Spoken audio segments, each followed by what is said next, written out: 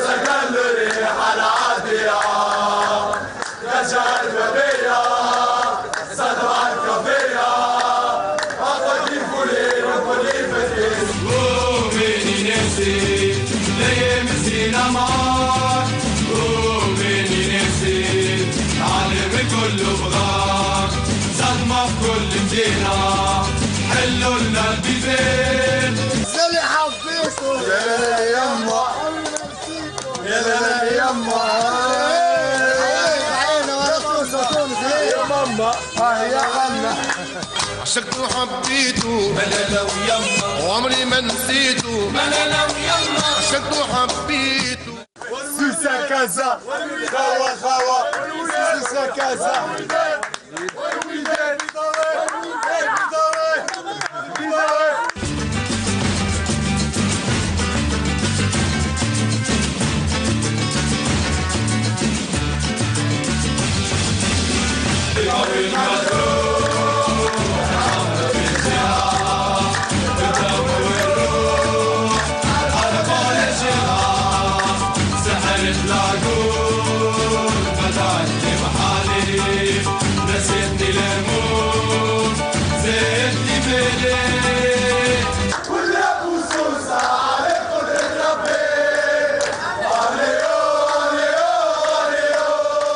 عندنا 4 ايام في غريمون في المغوك فرحوا بينا يعطيهم الصحة وإن شاء الله كي يجيو بعدنا نفرحوا بهم والبارتي راهي عندنا على خاطر احنا أقوى. نمشي ليتوال نمشيو معاه، احنا جينا من نيس من فرنسا وإن شاء الله في أي بلاصة باش نمشي ليتوال نمشيو نتبعوا إن شاء الله. ديما مع الجمعية خويا واسمع ذا ميساج الفيدراسيون احنا ديما حيين وليتوال ديما دولة يا معلم.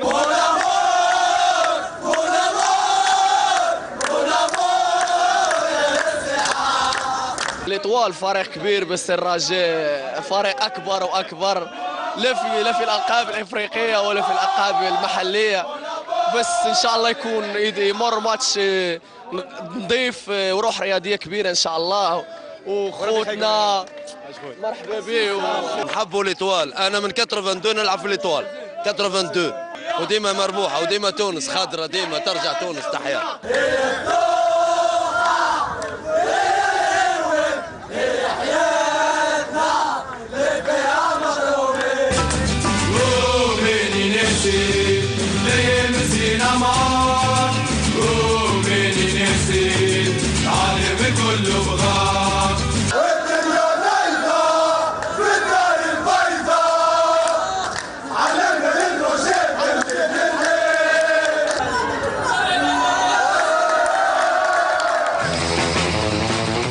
تقريبا كما كنتوا تشاهدوا حوالي 1500 محب من النجم الرياضي الساحلي كانوا موجودين في الدار البيضاء لتشجيع الفريق نتاعهم، فريق النجم الرياضي الساحلي. باش نرجعوا نحكيوا على المباراة وعلى الأجواء اللي رافقت رحلة النجم الرياضي الساحلي بعد الفصل الإشاري. لكن قبل ما نمشي الفاصل حبيت نشكرك علي معلول على حضورك معنا. إن شاء الله حظ طيب للسي اس اس وحظ طيب ليك أنت مع النادي الرياضي الصفاقسي ولا مع الفريق اللي باش تمشي له. وقبل ما نعطيك كلمة الختام نحبوا نتمناو شفاء العاجل سي لطفي عبد الناظر رئيس النادي الرياضي الصفاقسي اللي كان في تنقل الملاعبيه في سوسه يذولي تعرض الحادث من الطاف الله، ما كانش حادث خطير عليه. نشكرك انت برشا شاكر على الاستضافه هذه، وبالمناسبه نحب نشكر برشا سي لطفي عبد الناظر على الخدمه اللي قاعد يخدم فيها معنا سيرتو في البريود الصعيبه هذه. نلقاو موفر لنا برشا ظروف باش نحاولوا ننجحوا من فلوس من مستحقاتنا. الاطار الفني اللي جابوه لنا جديد معناتها اطار فني كفء برشا. واخر حاجه زاد الجماهير السياسيه اللي قاعده واقفه مع جمعيتها مالغري الباركور الخايب اللي صار السنه.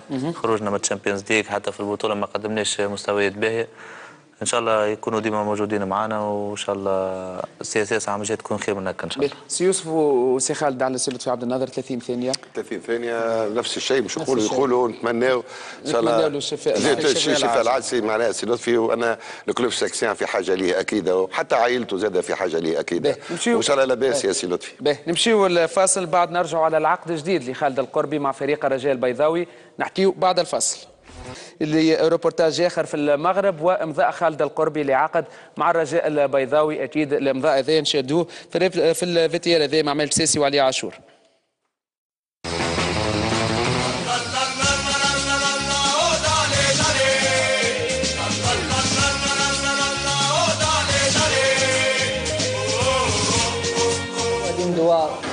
ديال التقديم ديال احد ابرز اللاعبين التونسيين اللي هو خالد القربي بعد التوقيع ديالو مع فريق الرجاء البيضاوي لسنتين. فبغينا يعني يكون عنده اول حضور قبل من المباراه يكون مع يعني الناس ديال الاعلام. فهو خالد كما كنقولوا بين يديكم، مرحبا بك عندنا ومرحبا بك في فريق الرجاء البيضاوي.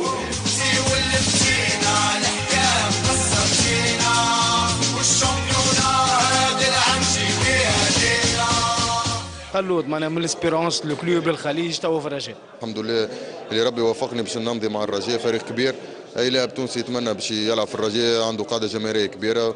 دونك ان شاء الله نكون في المستوى، ان شاء الله نفرح العباد اللي هنا ان شاء الله. شنو حقيقه اتصالات نجم الساحلي؟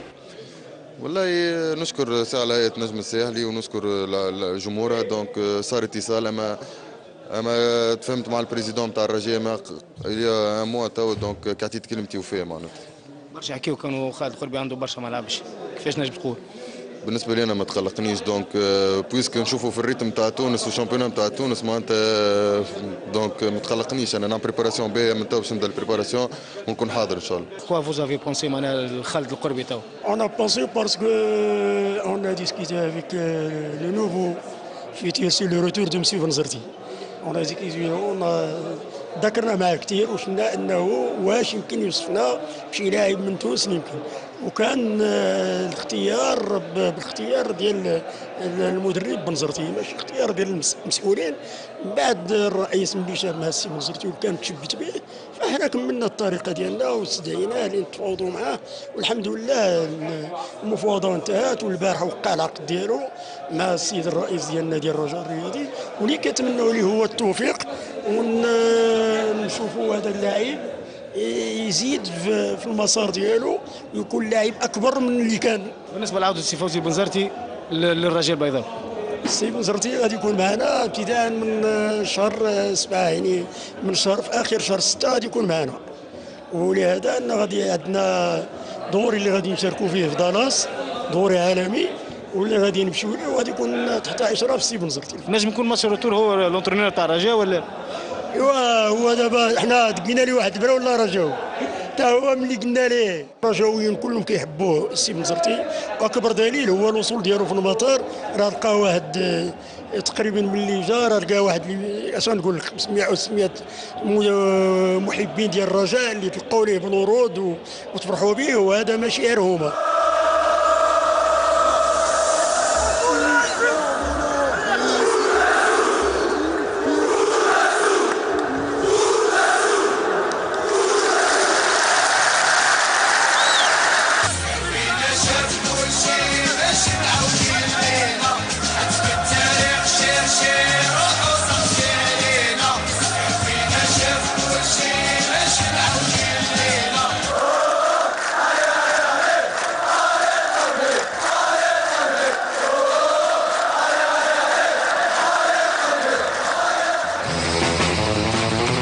خالد القربي اللاعب السابق للمنتخب كما شفتوا في الفيتير امضى عقد رسمي مع فريق الرجاء البيضاوي المغربي في انتظار كما كنا نسمعوا في نائب رئيس الرجاء يحكي في الانتظار اتمام الصفقه مع فوزي البنزرتي. سي يوسف وسي خالد هو قال شهر 7 مش اتمام الصفقه معناها يبدا التمارين. اي معناتها مازال رسميا ما امضاش هو مع الفريق. كيفاش قال لك يبدا؟ قال يبدا شك. وحتى سؤال قالوا يحتمل فوزي فوزي البنزرتي قال فما اتصالات ومازلنا نشوفوا معناتها اي احنا نتكلموا على الديكلاراسيون تاع المسؤول. المسؤول قال راهو يبدا في شهر 7 ويا اخي الجورناليست قال له مالا المقابله هذه باش يعملها معناها بالنسبه لنا الامور انتهت السنه الجايه. سي خالد وينو الاحتراف لهنا وقت اللي نحكيو على مدرب مثلا موجود في فريق في النجم الساحلي يلعب على القاب مازال معني بالبطوله يلعب في كاس الاتحاد الافريقي معناتها موجود مع فريق اخر ونيغوسياسيون مع فريق اخر. شو المشكل؟ علاش المشكله وقت اللي معناتها مدرب يبدا يخدم وينحيه رئيس جمعيه وقت اللي هو مدرب يبدا يخدم ويشوف في جمعيه اخرى معناتها في الكونترات مع ليتوال انتهى كونترات هو حر يمشي وين يحب. تبقى جات الصدفه والرزنامه حبت وفرضت انا يحتمل ماتش روتور وقتاش يجي في جويليا نو مش جويليا ليتوال توا ليتوال لو 6 جوان لو 5 جوان هو سيد نتاع الوداد قال لك شهر 7 دونك شهر 7 اذا سي فوزي يولي في الرجاء يكون متفرغ للرجاء. هو قال بعد مباراه العوده على كل حال معناتها معناتها رئيس الجمعيه باش يعلن رسميا على اسم المدرب الجديد فوزي البنزرتي ولا غير فوزي البنزرتي بعد مباراه العوده بين الرجاء والنجم. هو الاتصالات سامحني يا خالد تفضل هو الاتصالات صارت قبل ما يصير التيراج وصور اللي باش تيح الرجاء مع النجم. صحيح والاحتراف فما في اوروبا تلقاه من مواد مارس عارف اللي باش يغادر كلوب تاع غوارديولا بالسيتي مي كلوب نتاع دورتموند عارف نفسه وانتهى الامر ولكن قام بشغله بكل ضمير وكل احترافيه. هذا هو الاحتراف معناها شو واحد باش يقعد طول حياته في جمعيه. هذا هو الاحتراف بالطبيعه كما قال سي خالد حسني ولو انه بعاد برشا على الاحتراف الحقيقه في كره القدم التونسيه. نمشيو لتصريح مع عبد المجيد الشتالي اسطوره كره القدم التونسيه اللي كان متواجد مع النجم الرياضي الساحلي في المغرب.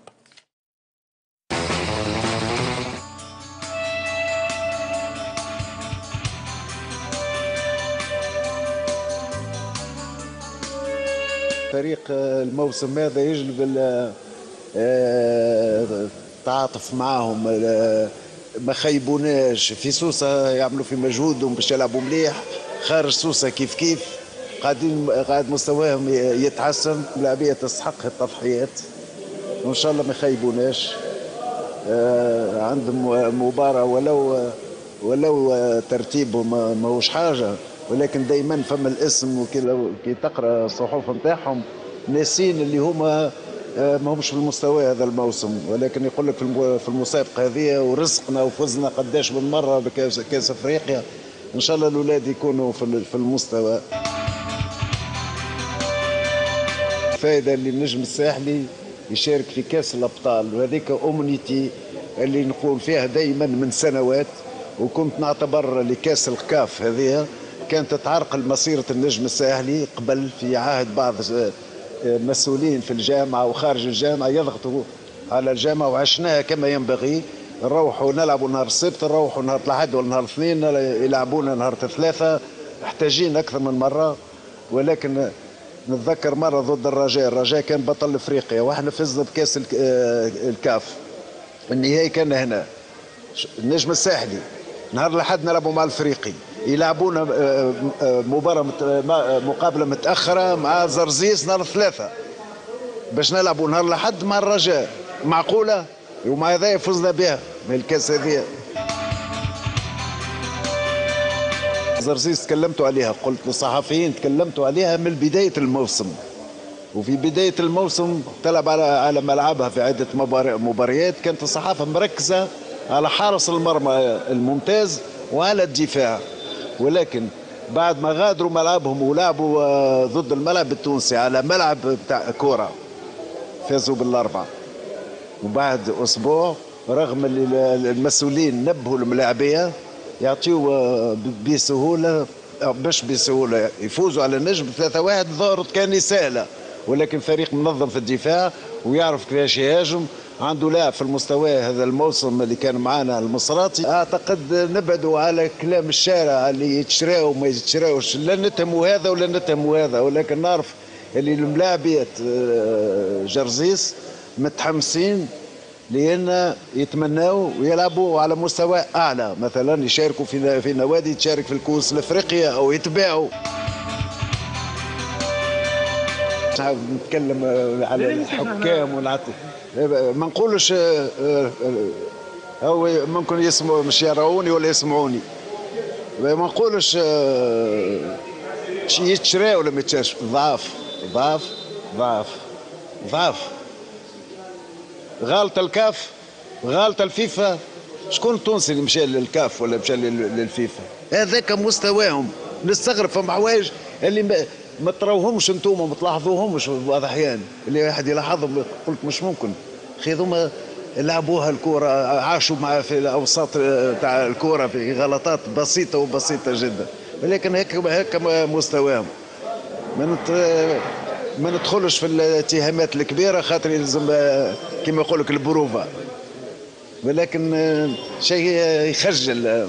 ماذا بيا ما حقنيش تكلمت عليهم. من حقك سي عبد المجيد شتالي الحقيقه انك تحكي على الكره التونسيه وتحكي على التحكيم التونسي. يمكن ملاحظه في مكانها، قال التحكيم الضعيف نتاعنا باش ما يقولش حاجه اخرى. يمكن سي خالد وسي يوسف ابرز دليل اليوم ما نلقاوش في التصفيات نتاع الاولمبياد حتى حكم تونسي معين، وما نلقاوش في التصفيات نتاع معناتها كاس افريقيا حتى حكم تونسي معين، معناتها لا الكاف ولا الفيفا مستعرفه بالتحكيم التونسي. والمنتخب غايب من كاس العالم قداش من نسخه، والمنتخب غايب على المربع الذهبي في كاس افريقيا. الناس الكل ضعاف والانديه التونسيه والناس الكل ضعاف. ما نقولوش ان المشكل جنرال ماهوش جزئي، ما ناخذوش من الدنيا كل التحكيم ونعم، اما الدنيا كل سواء في الرداء وفي كذا وفي التخلف. خلينا نقولوا ان كرتنا تعاني منذ سنوات اكثر ولا اقل، ونقطه الى السطر. سي يوسف، انا ما نشطرش بصفه كليه لكونه رداء. ليه هذاك سي يوسف هذاك رايي يعني. نعرف انا محترم رايك. باش توصف الوضع اليوم سي يوسف مش رديء، شنو ينجم يكون؟ نوصفوا بالنيفو دو فوتبول دون لو موند انتيي. شنو؟ كيفاش معناتها دون لو موند انتيي سي يوسف؟ ناخذ الافريق، لا ناخذ الافريق في افريقيا. ناخذ الافريق. شنو اللي يفوت علينا؟ عليه فما تميز اليوم في الجزائر مثلا، المنتخب الجزائري قاعد لا انت تحكي على المنتخب، تحكي على الكره. نحكي بصفه عامه، حتى الانديه الجزائريه حتى الملاعبيه التوانسه قاعدين يتباعوا. مش كما مثلا عندنا ملاعبيه توانسه اليوم يلعبوا في ارسنال ولا في تشيلسي ولا في ايطاليا ولا لا سامحني، الملاعبيه اللي موجودين في المغرب وموجودين في الجزائر في البطوله الجزائريه يلعبوا برا؟ لا ينفع؟ مش هذا المقياس شيء. لا حتى الناسيوناليتي حتى الجنسيه عندها قيمه. لا سامحني، انت تكلمت على الملاعبيه اللي يلعبوا خارج الجزائر. حاجه من حاجه التحكيم نتاعنا مثلا التحكيم الجزائري اليوم يعمل في معناتها نهائيات.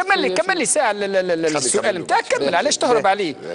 انت توا اتهمت اللي كونه الشامبيون نتاعنا ما يخرجش، وانت عطيت مثال نتاع الجزائر والمغرب. انا قلت لك الجزائر والمغرب معناها شنو اللي خرجوا على مستوى الاوروب، مو عادي كيف نحن وكيف نحن كيف ما بصفه عامه. توا سي عبد المجيد يتكلم على التحكيم.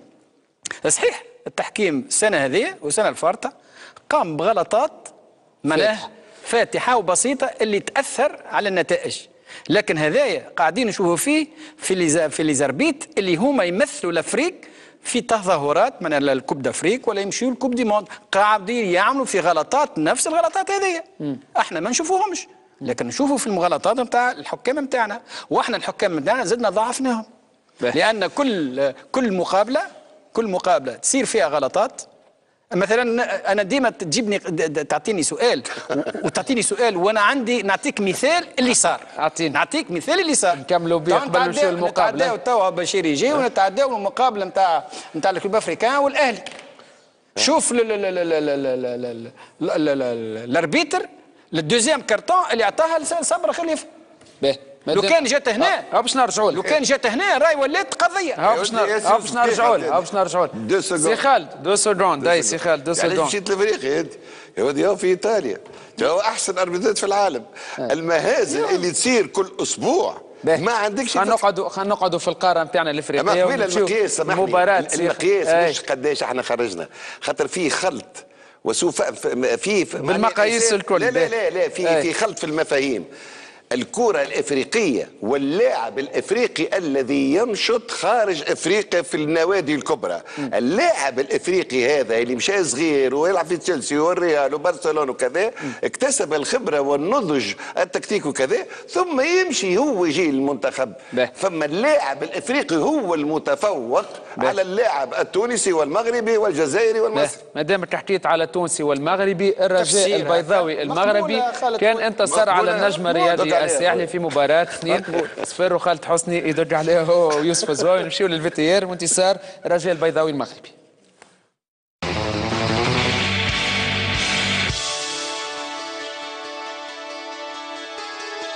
وين تمشي ليتوال نلقاو ولاد ليتوال قدم موجود والناس كل حاضر. هذا واجب علينا، شنو جينا نشوفوا جمعيتنا نتبعوا في جمعيتنا، مش من اليوم معناها نلقى روحي في عطله. مازلت كي جيت من السعوديه واحد جا ديبلاسمون للمغرب، مشينا مع ليكيب ان شاء الله معنا ان سوتيان مورال للجروب، وان شاء الله نرجع بفيكتوار بقدره ربي. هذوما ديربيات ديما ما فيهمش ايكيب قويه وايكيب ضعيفه. توا الرجاء ليتوال احسن منها على الورق. تبقى اذا كان باش نشوفوا لي ريزولتا ونشوفوا الكونفرونتاسيون اللي ما بيناتهم ونشوفوا اش صار قبل، ديما الماتشات هذوما يتلعبوا على ساعه ونص ولا ماتش الروتور ممكن تفصل فيه الامور الكل.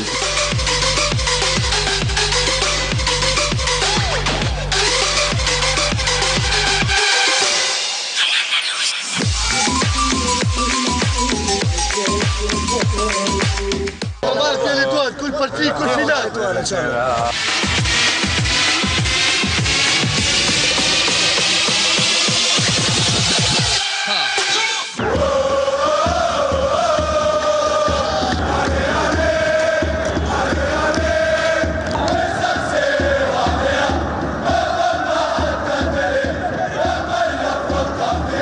الجمهور متاع الايام الباهيه، متاع التتويجات، متاع التألق، عام التسعينية مشكورين.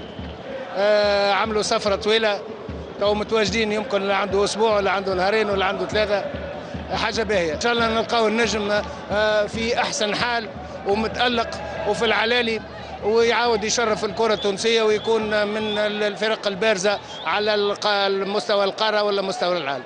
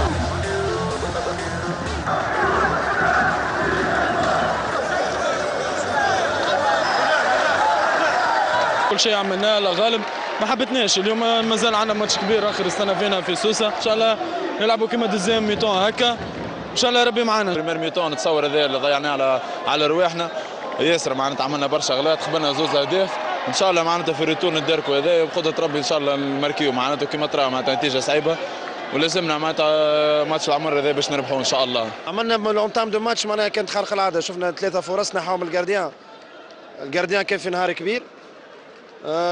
مالوريزمون بعد ضيعنا رواحنا نص ساعه ما كناش واقفين مليح. دوزيام ميتون شفتهم براتيكمون ما وصلوش الجول، بيلانتي ضربت عليه دو بوتو ساري في الكره كهو سي لا شانس. ان شاء الله كما لعبنا دوزيام ميتون كنا نلعبوا في سوسن نجموا نتعداو، مازال الكاليفيكاسيون. هذا ميتون مازال ميتون في سوسن ان شاء الله. الميتون الثاني صعيب مش مستحيل ما فماش حتى شيء مستحيل، الكره هذه خسرنا اليوم 2 باش ما فما حتى شيء مستحيل، مازال برشا لعبوا ومازال في بلادنا وقدام جمهورنا ان شاء الله معناها يهضروا معنا بعد غفير باش يدزوا معنا، خاطر يظل المقابله جايه تحتاج معنا الناس الكل نقفوا مع بعضنا وان شاء الله ما فما حتى شيء مستحيل وان شاء الله نجموا نترشحوا. خلينا نقولوا فما بعض الاخطاء في الميليو في الديفونس كلفت ليتوال زوز بونت من البريمير ميتون. الشوط الاول 10 دقائق بدينا كنا نجموا نسجلوا هدف في 10 دقائق الاولانيين، ما سجلناش هدف. ممكن فما شويه تراخي وسط الميدان ما قامش بالدور نتاعو وما حاط ليه، ما كناش كومباكت. حضرتهم كونه فريق الرجاء فريق قوي ولو الوضعيه نتاعو الحاليه ماهيش، لكن قادر في اي لحظه باش يسجل اهداف اللي عنده فنيات لاباس بهم. فهمتي غلطنا، ما كناش قراب لبعضنا، ما مشيناش على حامل الكره، الشيء اللي خلى ثغرات وقدرنا عليه زوج اهداف معناتها وسط الميدان والدفاع.